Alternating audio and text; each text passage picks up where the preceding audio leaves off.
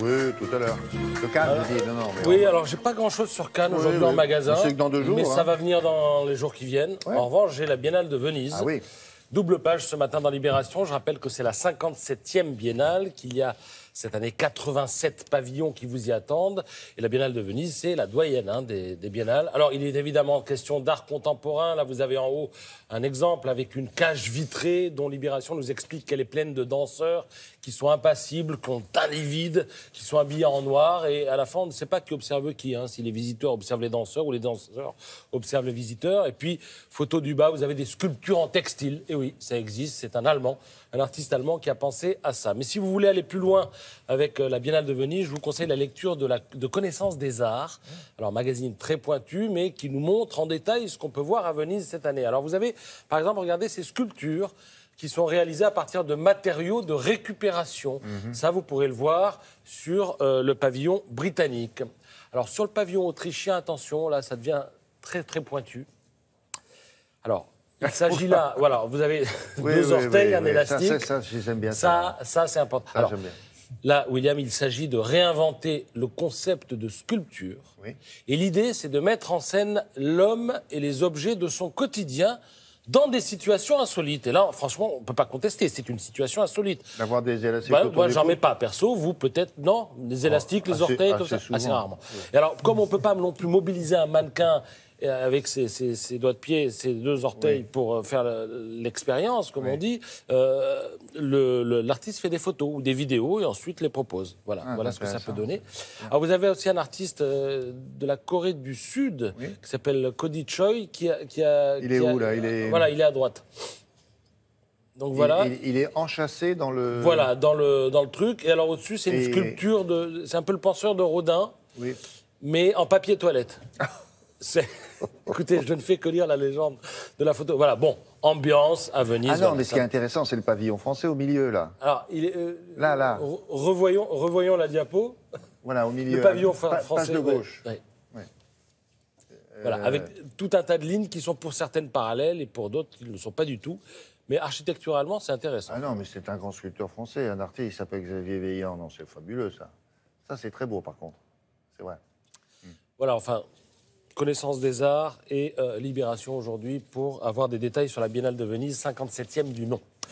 Joe Star et Cool Chain, on change complètement de sujet. Là, NTM is back. Première interview après avoir officialisé leur reformation.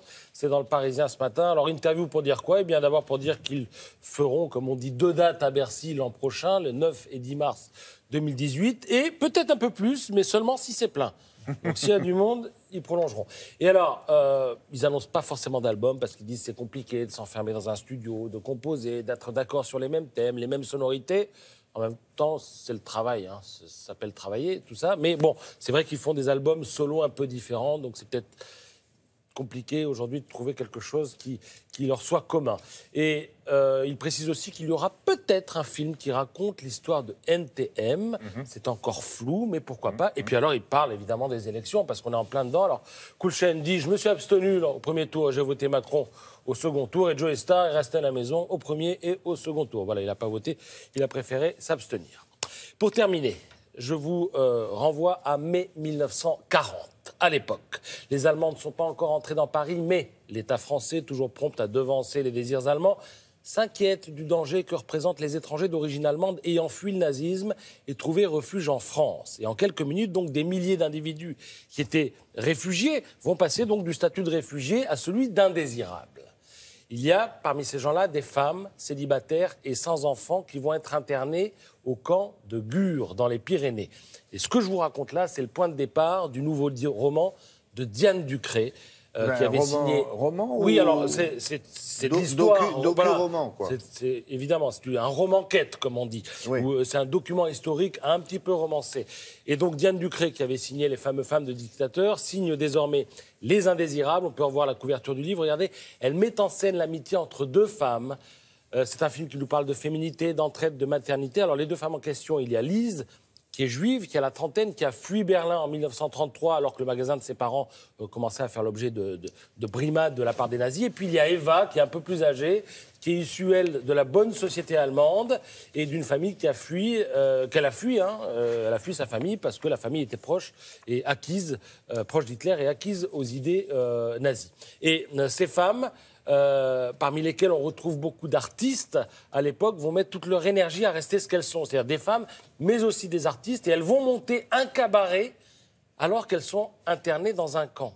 Ça va être le cabaret du camp. Tout ça est servi par la très jolie plume de Diane Ducré. C'est aux éditions Flammarion. C'est mon choix du jour pour le livre du jour. Voilà. Ça sent le scénario de cinéma. Oui, ça peut se terminer sur grand écran très rapidement. Ouais. Très parce que c'est un des épisodes méconnus de la Seconde Guerre et donc mondiale. très original. Et c'est passionnant. Merci.